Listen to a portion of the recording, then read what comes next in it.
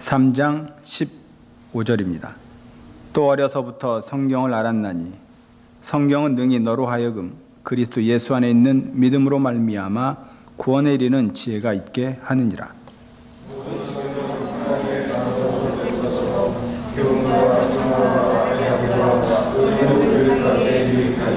이는 하나님의 사람으로 온전케 하게 하며 모든 선한 일을 행할 능력을 갖추게 하려 함이라. 아멘. 성경이란 하나님의 그 살아있는 모습이요, 능력이요, 말씀입니다. 성경 말씀을 통하여 하나님의 음성을 듣고 하나님의 모습을 보며 하나님의 능력을 확인하는 까닭이죠. 그러나 이러한 사실을 알지 못하는 자에게는 성경책이 서가에 꽂혀 있는 하나의 장식품에 불과할 것입니다. 믿음이란 말씀에 대한 믿음이요, 말씀이란 바로 성경에 기록되어 있는 하나님의 말씀입니다. 성경을 가리켜 하나님의 말씀이라고 부르지만 그렇다고 해서 하나님이 직접 성경을 기록한 것은 아니죠.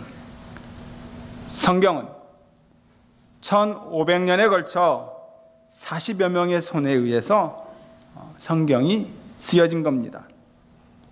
이처럼 사람의 손에 의해 기록된 성경임에도 불구하고 왜 그리스도인들은 성경을 하나님의 말씀이라고 할까요? 왜 또 그렇게 믿고 있습니까?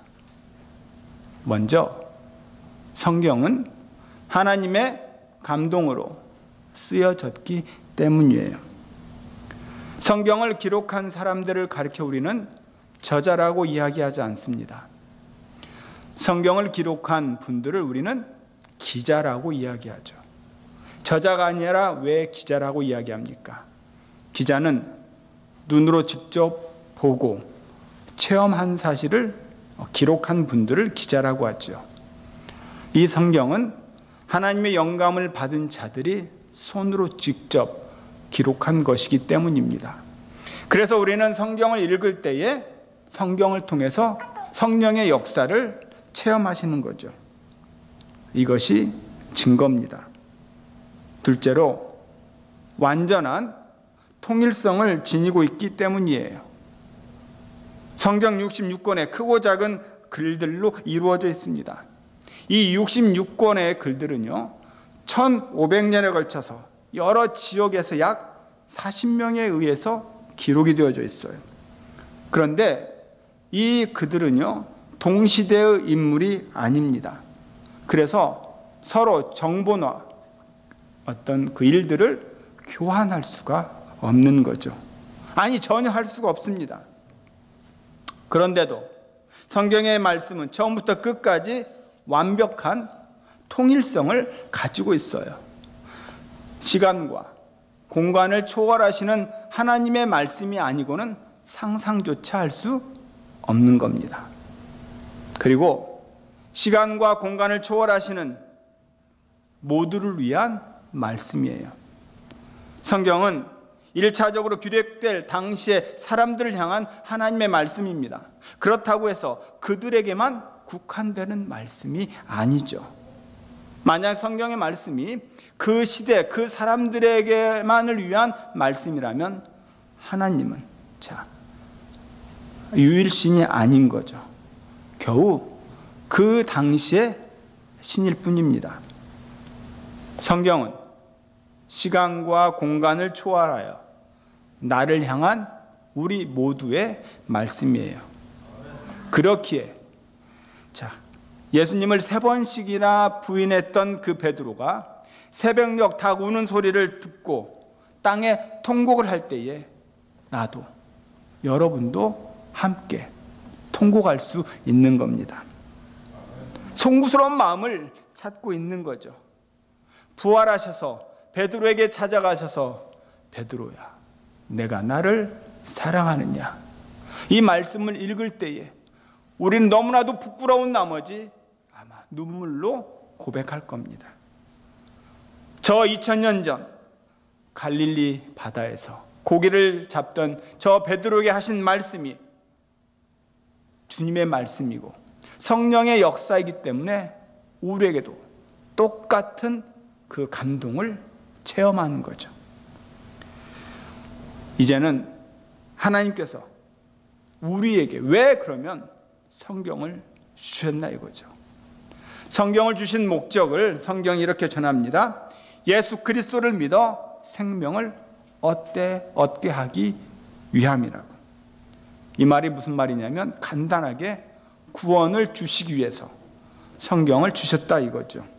창세기에서부터 계시록까지 성경의 카메라는 오직 구원에만 초점을 맞추고 있습니다. 또한 성경은 오늘 본문에처럼 온전한 사람과 온전한 선행을 이루기 위함이라고 성경을 우리에게 주신 것이에요. 이 말이 무슨 말입니까? 구원을 받았다면 구원을 받은 자로서, 천국을 소유했다면 천국의 백성 된 자로서 생명을 얻었다면 생명을 얻은 자답게 살아가라 이거죠. 바로 온전한 사람과 온전한 선행을 이루어가는 삶, 이를 위해서 성경이 주어진 겁니다. 성경의 말씀과 교훈과 책망을 통한 훈련을 통해 우리 모두는 온전한 사람과 온전한 선행을 이루어가는 데에 힘을 쏟고 있는 거죠. 수많은 성도들이 성경에 관련해서 이런 질문을 합니다. 목사님, 계시록을 어떻게 생각합니까? 저는 그분의 그 의도를 알아요. 그럼 저는 이렇게 되물을 겁니다. 성도님, 창세기는 어떻게 생각하십니까? 왜 성경의 계시록만 묻느냐 이 말이죠.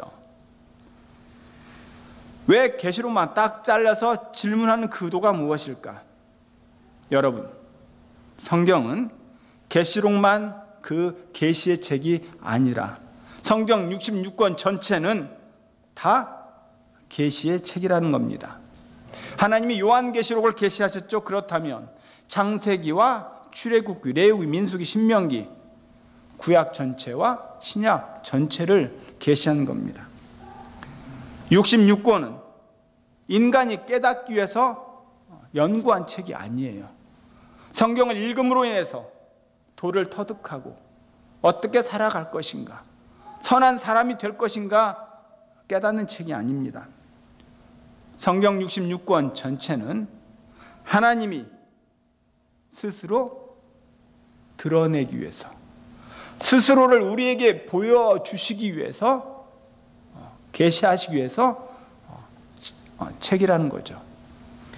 66권 전체가 계시했다라고 하는 분명한 사실을 우리는 기억해야 합니다. 계시록만 계시한 것이 아니에요. 전체 66권을 한 권으로, 전체를 한눈으로 볼 줄 알아야 합니다. 그래서 성경은 가벼운 책이에요. 얇은 책입니다. 어떤 이에게 성경은 어떻습니까? 라고 물으면 성경책은 너무나 두꺼워요. 그래서 조금 읽다가 지레 쉽게 포기합니다. 성경을 읽는 순간 졸음이 오고 그 쏟아지는 졸음 앞에 누구든지 말씀을 읽지를 못하는 거죠. 제가 성경을 읽을 때에 하도 졸리면 저는 성경을 읽었습니다. 부끄러운 이야기지만 저는 성경을 일독을 했을 때가 얼마 안 돼요. 저는 대학 시절에 처음 일독을 했습니다. 중고등학교 시절에 성경 1독, 2독을 한 친구들도 있는가 하면 저는 대학 시절에야 그제야 성경 1독을 했는데 체크를 해보니까 딱 1년이 걸렸어요. 어느 날은 한 장만 읽고 어느 날은 읽지도 아니하고 또 어느 날은 부어주시는 그 성령의 은혜가 너무나 커서 1시간이고 2시간이고 성경만 보았던 때도 있었습니다. 그런데 1년이 걸렸더라고요. 여러분, 성경은 결코 두꺼운 책이 아닙니다. 통 전체를 읽어야 되는 거죠. 하늘을 두루마리 삼고 바다를 먹물 삼아도 하나님의 사랑을 기록할 수 없다라고 하는 그 시인의 노래를 성경을 통해서 알 수 있는 거죠. 하나님이 그 아들을 보내사 그 사랑하신 내용을 책으로 압축해서 우리에게 주신 겁니다. 하나님이 우리를 사랑하신다는 그 사실, 이 성경에 조목조목 적혀 있는 것이에요. 계시하실 때 하나님께서 말씀을 주셨는데 또한 음성으로 주셨습니다. 아브라함을 하나님이 부르셨어요. 아브라함아, 아브라함아, 음성으로 부르셨죠. 우리 주님이 세례를 받으실 때에 요단강에서 이는 내 사랑하는 아들이요 기뻐하는 아들이라 라고 음성을 우리에게 들려주셨습니다.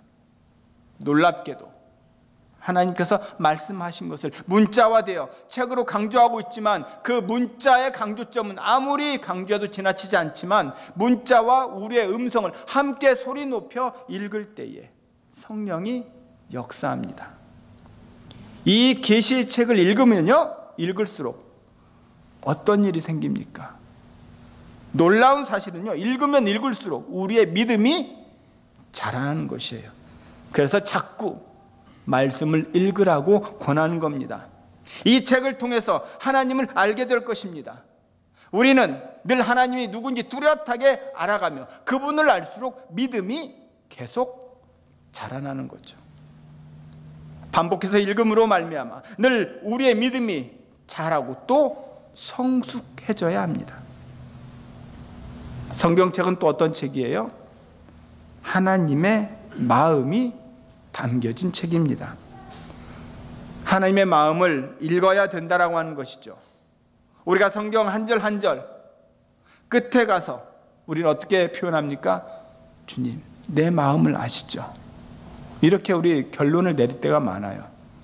하나님은요, 머리카락까지 세신 바 되신 분이십니다. 우리의 이름조차도 아시고 우리의 음식 성향도 아시고 우리의 인격과 캐릭터, 이 모든 것을 아시는 분인데 우리는 고작 하는 게 주님, 내 마음 아시죠? 우리는 한 차원 높은 신앙의 고백을 드려야 합니다. 성경을 읽으면 읽을수록 하나님의 마음이 느껴져야 되는 거예요. 우리가 부모님에게서 편지를 받아서 그 누렸던 그 감동을, 그 부모의 마음을 헤아리듯이 성경을 읽음으로 인해서 하나님의 마음을 알 수가 있는 것이죠. 하나님의 마음을 찾아서 깨닫고 그로 말미암아 하나님의 마음과 더불어서 우리가 주의 일을 감당할 수 있는 겁니다. 성경책은요, 또 개인적이고 가정적이고 민족적인 겁니다. 한 사람을 위해 소중하게 여시고 예수 그리스도라고 하는 이름으로 우리를 먹이시고 예수 이름으로 가르쳐 주시고 예수 이름으로 우리를 기독케 하시고 나를 용서하신 이 놀라운 그 개인 한 명 한 명을 온 천하보다 귀하게 여기시는 분, 성경에 조목조목 기록이 되어 있습니다. 이 사실로부터 우리 가정을, 그리고 우리 민족을, 이 전 세계를 늘 담아서 하나님의 뜻대로 경영하시고 계신다라고 하는 사실을 우리는 잊어야 합니다. 성경은요, 개인에서 민족까지 함께 어우러지는 정말 복된 책입니다. 이 기초 중의 기초인 이 성경책, 하나님께서 이 놀라운 그 복을 성경책을 통해서 인도하셨어요. 모세가 누굽니까? 하나님의 그 율법을 한 사람 모세에게 감당하시고 이 일을 위해서 40년 동안 기쁨으로 주의 일을 감당했고 그 기록된 말씀이 가나안 땅에서 성취되는 그 약속의 은혜를 체험하고 싶은, 그래서 5명이 100명을 이기고 10,000명을 이기는 그 놀라운 은혜를 보려고 하는 이가 모세였어요. 그리고 그 복이 여호수아에게 이어진 겁니다. 여호수아 1장을 보세요. 하나님께서 여호수아를 불러서 이 가나안을 정복하는 데에 이 중차대한 일을 맡길 때에 뭐라 말씀하십니까? 모세여, 율법을 지키고 행하라. 그리하면 형통하리라. 이 여호수아는 이 계시의 책을 붙들고 밤낮으로 읽어가며 그는 하나님의 그 일들을 바라봤던 것이죠. 여호수아가 결국 승리자가 될 수밖에 없었던 이유는 바로 이 5권의 이 계시의 책을 늘 읽고 마음속에 묵상하고 받아들였다라고 하는 사실이에요. 그는 믿음으로 살았기에 아름다운 성과를 이룰 수 있었던 것입니다. 훗날 사무엘이 등장하죠. 온 세상 사람들에게 사무엘이 주의 말씀을 계시했습니다. 창세기에서 신명기에 이르는 수많은 그 하나님의 진리의 말씀을 모든 이스라엘 백성들에게 가르쳤죠. 엘리 제사장의 품에 자라게 했던 그 하나님의 의도, 20살에 이르렀을 때 상당히 많은 일이 그에게 맡겨졌습니다. 그 당시 동시에 이렇게 많이 공부한 이는 없었어요. 사무엘은 모든 세상 사람들에게 주의 약속하신 말씀을 선포하셨던 겁니다. 사사시대 각 지파별로 흩어져서 분쟁이 일어나고 하나 되지 못하고 치안과 국방에 문제가 생겼을 때에 사무엘은 백성들을 모으게 합니다. 그리고 계시의 책에 들어있는 중요한 명절 유월절과 오순절과 칠칠절을 가르치면서 자 성전에 올라 11조를 드리라는 그런 말씀을 그들에게 선포했던 것이죠. 1년에 3차례 모임을 가져라. 사무엘의 이 가르침을 통해서 미스바 축복을 누리게 된 것입니다. 그들에게 더 많은 세금을 거두어서 된 것이 아니고 사무엘이 국민들에게 심어준 것은 오직 하나님의 말씀, 그 말씀을 읽게 하고 그 말씀을 붙들게 하고 그 믿음으로 살게 하도록 알려주었다라고 하는 사실이에요. 그리고 나서 다시 왕이 되었습니다.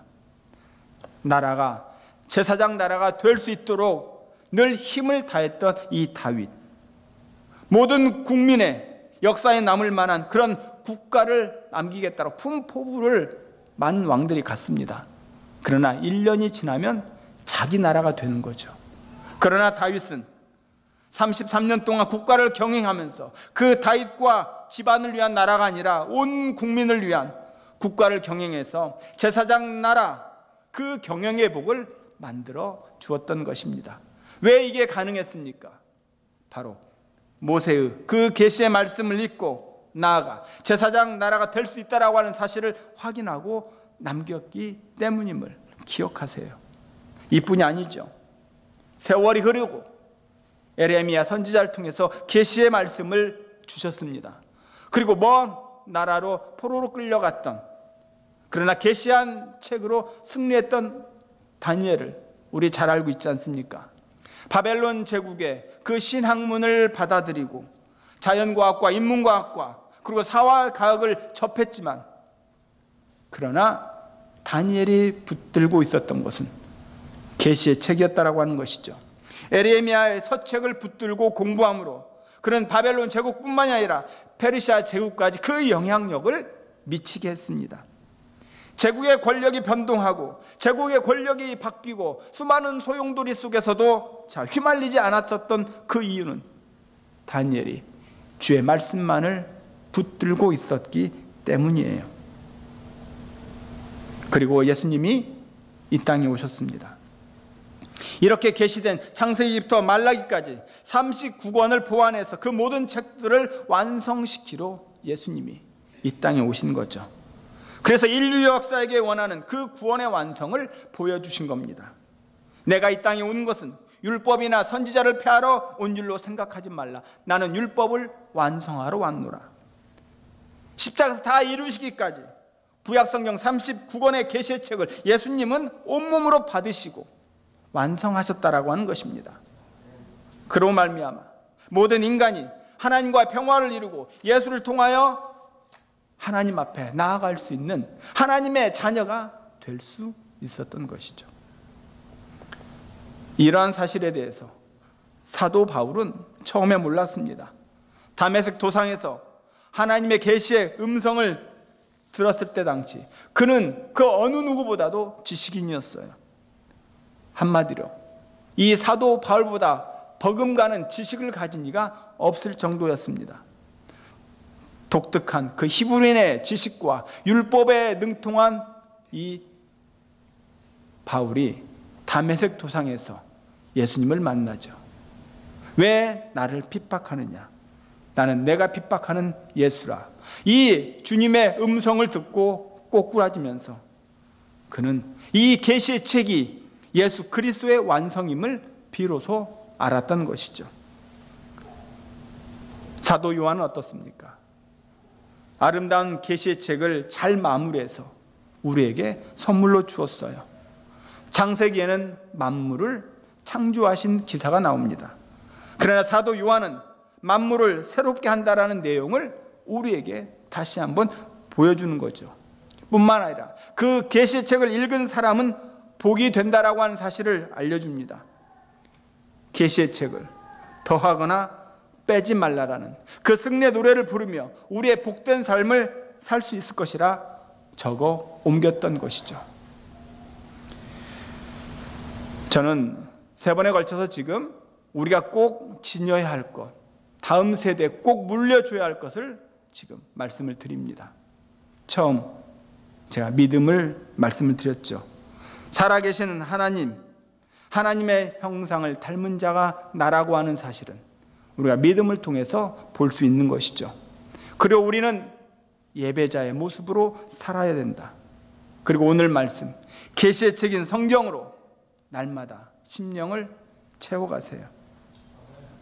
성경은 능력이 있습니다.